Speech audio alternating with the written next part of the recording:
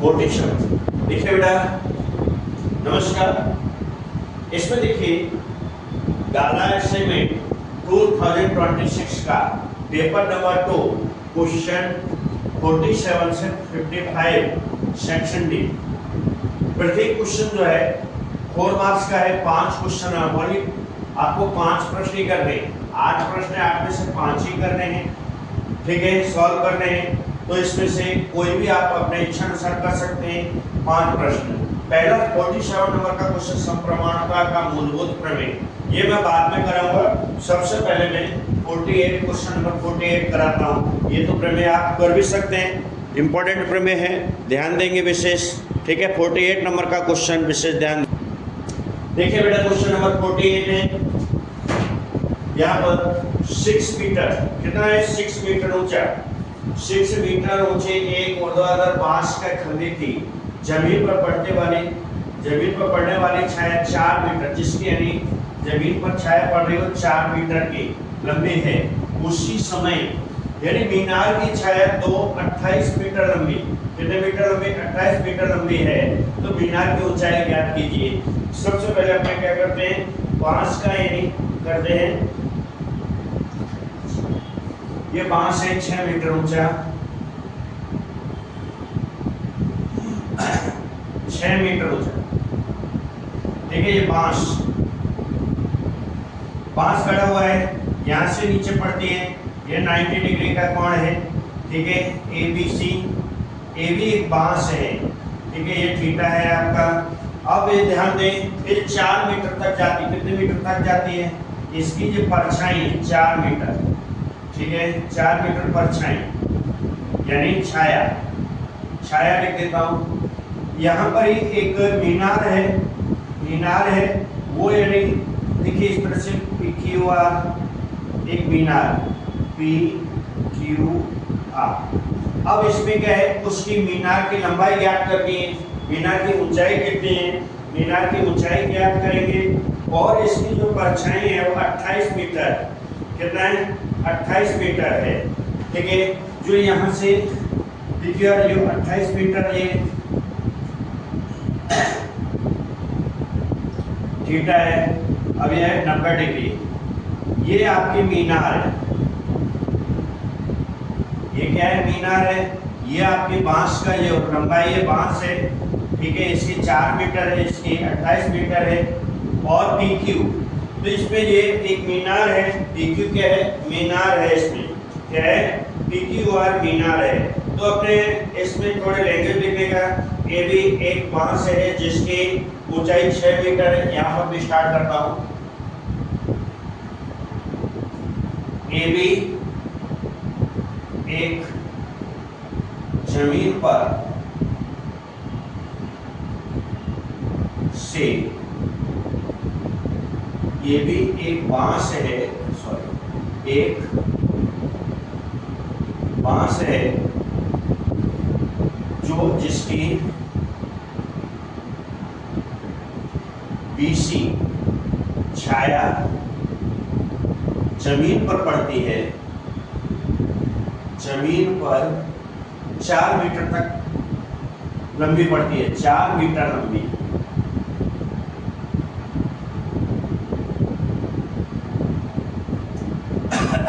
कितने मीटर बेटे, 4 मीटर लंबी है, 4 मीटर लंबी जो जमीन पर छाया पड़ती है।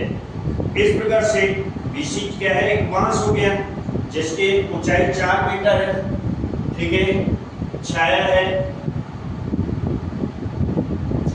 AB की लंबाई इसमें दी है 6 मीटर, BC परछाई दी है 4 मीटर, कितने मीटर दी है, BC परछाई इसमें 4 मीटर दी हुई है, कितने मीटर दी हुई है बेटा, 4 मीटर दी हुई है। इसी प्रकार से तो इसमें ABC और दूसरा है PQR क्या मीनार है, क्या है बेटा, PQR, इसमें जो मैंने मीनार बनाई है PQR मीनार है, उसका भी बता रहा हूँ। देखिए PQ मीनार, एक मीनार की ऊंचाई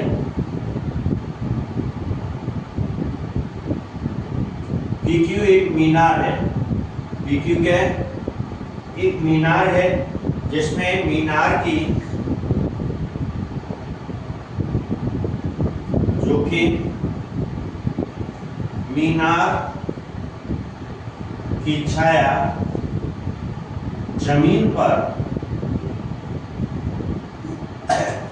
QR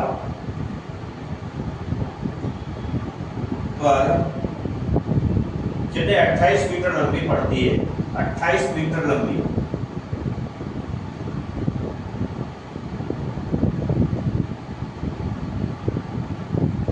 कितने मीटर पड़ती है? यहाँ 28 मीटर लंबी है। PQ ये ऊंचाई है उसकी, लेकिन ज्ञात करनी, क्या करनी है? ज्ञात करनी है। PQ ज्ञात करनी है, जिससे ध्यान दें तो इसमें PQ मीनार है, PQ एक मीनार है, इसकी लंबाई कितना पड़ रही है? 28 मीटर की पड़ रही है। कितने मीटर की पड़ रही है बेटा? 28 की पड़ रही है। तो इसमें दो त्रिभुज बनते हैं, ABC त्रिभुज ABC और त्रिभुज PQR, और त्रिभुज PQR में क्या है? PQR में दोनों त्रिभुज हैं, ठीक है, मीनार भी बन गई है और ये भी है। कोण B बराबर कोण Q, दोनों समकोण हैं। कोण B देखो इधर ये कोण B है, ये कोण Q है, ये कैसे समकोण है? यहाँ लिखेंगे कोण B बराबर कोण Q, कैसे हैं? समकोण है। कैसे है बेटा? समकोण दिए हुए हैं, तो ये दोनों समकोण हैं। नेक्स्ट है बेटा इसमें कोण के बाद कोण C, कोण R, कोण C और कोण R, ये थीटा है। कोण C बराबर कोण R, ठीक है। इसमें ये इसकी छाया पड़ रही, कोण C तक छाया पड़ती है। क्या पड़ती है? इसमें छाया पड़ रही है। ABC क्या है? समंगस ABC रो PQR है, त्रिभुज ABC अनुरूप त्रिभुज PQR, क्या कहेंगे? त्रिभुज PQR अनुरूप है, इस चिन्ह बनाया हुआ है। ये कैसा है? ये इसका अनुरूप है। AB बट्टे PQ, AB बट्टे PQ, AB बट्टे PQ और BC बट्टे QR, ऐसे लिखेंगे। AB बट्टे, इसमें ये AB है, AB बट्टे PQ लिख लेंगे बराबर। अब ये BC है, BC के बराबर QR लिख लेंगे। क्या लिखेंगे? बट्टे QR। अब BC बट्टे QR हो गए। ये दोनों भुजाएं कैसी हैं? समान समान हैं, इसलिए दोनों बराबर अनुरूप हो गए एक दूसरे के, ठीक है, बराबर है। अब इनकी माप लिखेंगे, AB कितने दी है और BC कितने दी है, ये सब इसकी माप लिख देंगे, ठीक है बेटा। AB, अब मैं नीचे लिखता हूँ, AB कितनी है इसमें? AB इसमें दिए 6 सेंटीमीटर, यहाँ लिखेंगे 6 सेंटीमीटर। PQ कितना दिया है? PQ नहीं दिया है, देखो PQ। चलो नेक्स्ट क्या है बेटा? BC कितना दिया है? 4 दिया है, 4 लिखें। अब इसमें QR कितना दिया है? 28 लिखा है, चलो 28 लिखें। अब इसमें क्रॉस गुणा करेंगे, क्रॉस गुणा करने में 6 गुणा 4 PQ बराबर 6 इंटू 28, तो PQ बराबर कितना हो जाएगा? 6 गुणा 28 बटे 4, 4 से भाग दे दो, 4 में 4, 4 सत्ते 28, ठीक है। 6 गुणा 7 कितना? 6 सत्ते बोलो 28, 28 मीटर। यहाँ कितना आ रहा है बेटा? 28 मीटर आ रहा है। वैसे 6 सत्ते 42 करो, कितना आ रहा है? 6 सत्ते 42 लिखेंगे।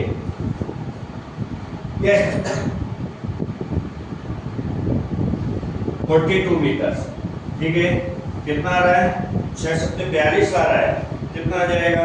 मीनार की ऊंचाई 42 मीटर होगी। यहाँ लिखेंगे आप मीनार की ऊंचाई, ठीक है, मीनार की ऊंचाई कितनी आ गई, क्योंकि इसमें PQ, इसमें ये PQ क्या है, मीनार की ऊंचाई है, तो लिख देंगे 642 मीटर मीनार की ऊंचाई होगी।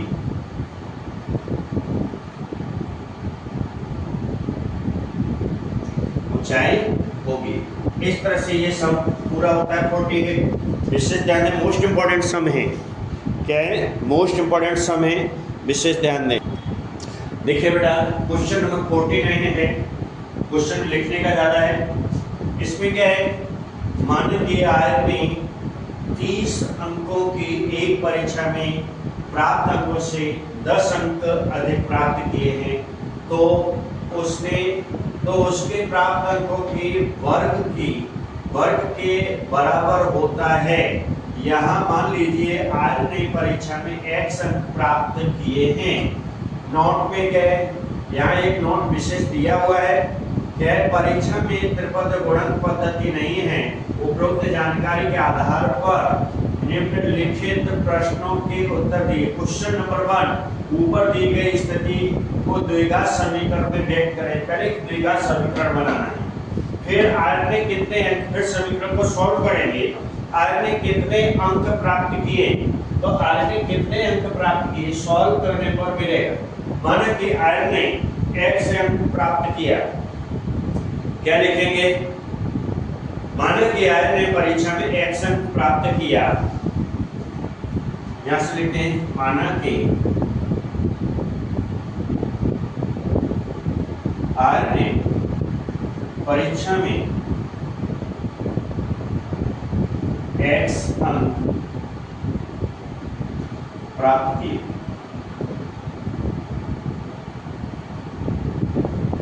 कितने अंक, x अंक, लेकिन उसने 10 अंक प्राप्त अंक से 10 अंक ज्यादा प्राप्त किए, लेकिन आर ने प्राप्त अंक से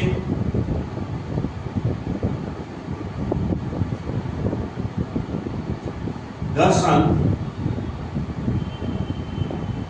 अधिक प्राप्त किए। जब 10 अंक अधिक प्राप्त किए तो x प्लस 10 कितना हो जाएगा, 10 प्लस, यहां पर कितना कर देंगे बेटा, x प्लस 10 लिखेंगे, क्या लिख देंगे, x plus 10, okay, x plus 10, क्योंकि 10 अंक ज्यादा प्राप्त किए, x अंक में 10 अंक हम क्या करेंगे, जोड़ देंगे। जब 10 अंक जोड़ देंगे, आगे क्या है, x प्लस 10, इसमें x प्लस 10 में नया अंक का 9 गुना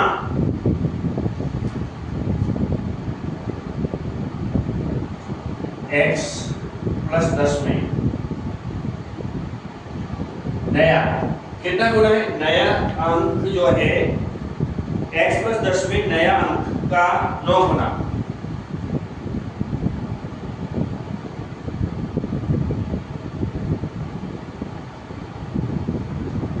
अंक का 9 गुना,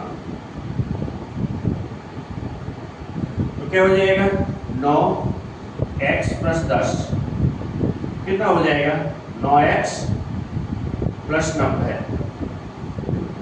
9x प्लस 90 हो जाएगा। इसी प्रकार से आगे इसका वर्ग और कह रहा है, क्या कह रहा है, प्राप्त किए अंकों का वर्ग, क्या है, प्राप्त किए अंकों का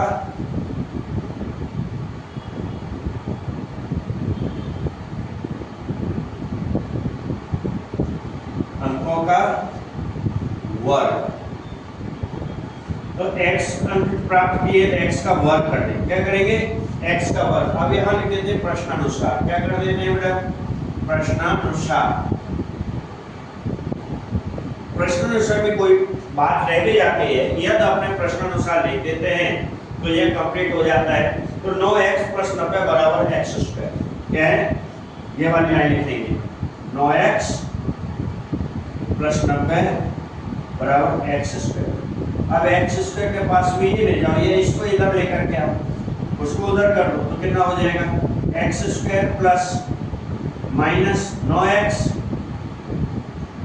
प्लस 90, ये हो जाता है, बड़ा बड़ा लिख देता हूँ, x square plus 9x sorry minus 9x फिर माइनस 90। ठीक है, ये समीकरण आ गया बेटा, समीकरण आपको मिल गया। समीकरण ये पहले सवाल का समीकरण था, क्वेश्चन नंबर 1 का। ठीक है, क्वेश्चन नंबर 1 आपको यहाँ पर समीकरण प्राप्त हुआ है। ठीक है, इसको सॉल्व कर देते हैं तो कितने अंक प्राप्त किए, क्या है सॉल्व करेंगे इसको तो कितने अंक प्राप्त किए, समीकरण नंबर 1 प्राप्त हो गया है। अब समीकरण नंबर 2, ठीक है, इसको सॉल्व कर दो तो अंक प्राप्त हो जाएंगे। ठीक है, क्वेश्चन नंबर 2 क्या है, आर ने कितने अंक प्राप्त किए, क्या लिखा है, आर ने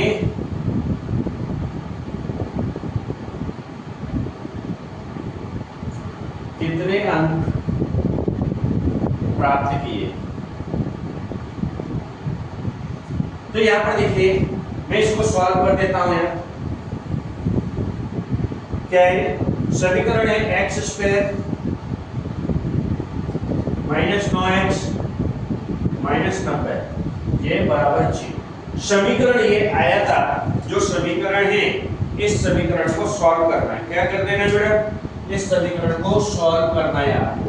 ठीक है, तो कैसे सॉल्व करेंगे, देखिए यहाँ x करिए 90 लिखें, 90 को ऐसा गुणनखंड करो जो हमारे 9 आने जोड़ने घटाने पर। जैसे मैं यहाँ पर लिख देता हूँ 90, कैसे करते हैं देखो ध्यान दो, 2 से करो, 2 चौक 8, 2 पंजे 10, 3 से करो, 3 एकम 3, 3 पंजे 15, फिर 3 से करो, 3 पंजे 15, फिर 5 से करो, 5 एकम 5। जब तक 1 नहीं आता भाग देते या कोई भी संख्या 2 से स्टार्ट करो, 2 से, 3 से, 4 से, 5 से, इस तरह से करेंगे। तो इसमें 9 लाना है तुम्हें, तो 5 या 15, 3 दूनी 6, 15 में से 6 घटाओ तो कितना हो जाएगा, 9 बचता है बेटा। 15 में से 6 घटाते हैं तो 9 बचता है, हमको 9 ही लाना है। कितना लाना है, 9 ही लाना है। तो हम यहाँ x लिख दें, जो बड़ी संख्या है उधर माइनस का चिन्ह, इधर प्लस का चिन्ह। ठीक है, 9 में से घटाएंगे तो माइनस का 9x आ जाएगा, कितना आ जाएगा 9x माइनस। तो यहाँ लिखेंगे एक्स स्क्वायर माइनस ये वाली संख्या लिखनी है आपको। ठीक है, minus 15x plus 6x minus 90 यानी 90 है। कितना ये 90 है, ये 9x है माइनस माइनस। ठीक है, बराबर जी। अब इसमें कॉमन लेना है, x छोटी संख्या है, x कॉमन ले लो आप। x कॉमन ले तो अंदर बचेगा x माइनस 15। ठीक है, यहाँ प्लस 6 कॉमन लो, क्या है 6, तो अंदर क्या बचे 6 का भाग 6 में चला जाए 1 लिखते नहीं, x लिखो, x माइनस क्या है 6 एकम 6। ठीक है, बचेंगे 6 पंजे 30, 15 बराबर 0। अब एक क्वेश्चन के अंदर संख्या एक जैसी आ गई है, इसको एक जगह रखते हैं, वो x माइनस 15 और क्या है x प्लस 6 बराबर 0। अब ध्यान दें, x माइनस 15 बराबर 0, x बराबर माइनस का है, बराबर को उधर ले जाओ 0 के पास, प्लस का हो जाएगा 15। एक आंसर ये आएगा आपका। दूसरा है x प्लस 6 बराबर 0, x बराबर माइनस 6। ये तुम्हारा मान्य नहीं होगा। आप इसको किस पे रखते हैं, अब इस पे देखिए x बराबर 15 कितने उसने अंक प्राप्त किए हैं। अब उसने जो है x बराबर 15, x माइनस 6 आएगा 15 अंक प्राप्त। तो यहाँ लिखेंगे ये माइनस वाली संख्या, इसको नहीं लिखना है यार, इसको संख्या को लिखना है। तो यहाँ लिखेंगे आर ने जितना परीक्षा में 50 मार्क्स कितने अंक प्राप्त किए। ठीक है, यही आपका आंसर है। देखिए एकदम इजी है, बहुत सरल है, आराम से आप लिख सकते हैं। इस बहुत सरल है, आराम से इसका अभ्यास करेंगे, जल्दी से जल्दी आपको समझ में आ जाएगा। ठीक है, नेक्स्ट सम है बेटा 50 नंबर, 50 नंबर का है, इससे ध्यान दें। सब्सक्राइब जरूर करें बेटा, आप लोग हिंदी में बना रहा हूँ, सब्सक्राइब जरूर। देखिए बेटा क्वेश्चन नंबर यहाँ पर 50 नंबर का क्वेश्चन है। उसमें क्या है, निर्माण का चैप्टर 5 का बेटा। इस चैप्टर 5 में 5.1 में एक रिक्शा वाला सवाल है, स्वयं उसकी प्रकार से ये है सवाल इसमें, निर्माण कार्य के अनुबंध के निर्दिष्ट यानी जो दिया गया समय तिथि के बाद कार्य पूरा होने की देरी के लिए निम्नलिखित दंड का प्रावधान है। यानी जो देरी से जितने दिन देरी से होगा उसमें दंड दिया जाएगा, पैसा बढ़ता जाएगा।